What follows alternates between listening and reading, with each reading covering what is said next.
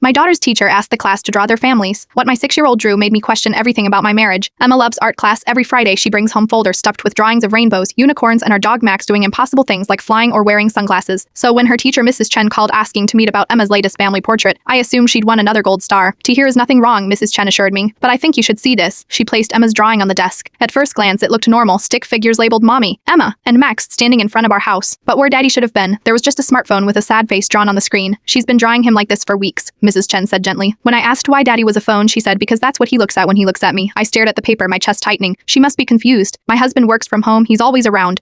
Mrs. Chen pulled out more drawings. In every single one, David was represented by a device, a laptop, a tablet, sometimes just a glowing rectangle. In one particularly heartbreaking image, Emma had drawn herself trying to hug the phone Daddy with tears on her stick figure face. That evening I watched David with new eyes. Emma ran to show him her spelling test. Minus perfect score with a smiley sticker. That's great, sweetie, he said, not looking up from his phone.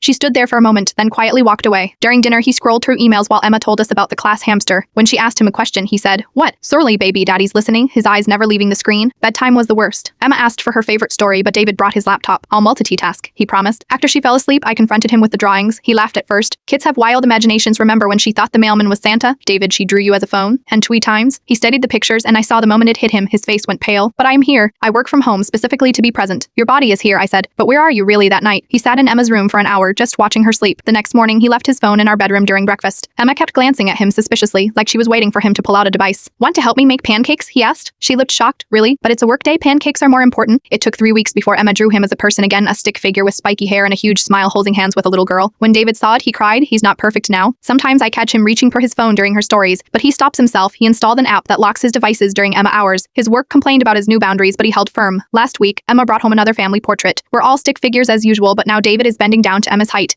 and they're looking at each other. No screens anywhere. Mrs. Chen sent it home with a note. "Beautiful progress. I keep both drawings, the phone Daddy and the real Daddy, in my desk drawer." A reminder of how easy it is to be present but absent, and how a 6-year-old's art told the truth we've been too busy to see. David now has Emma's newest drawing as his phone wallpaper. It shows him pushing her on a swing, both of them laughing. "So I remember what really matters when I'm tempted to check just one more email," he explained. "Sometimes the most important wake-up calls come in crayon."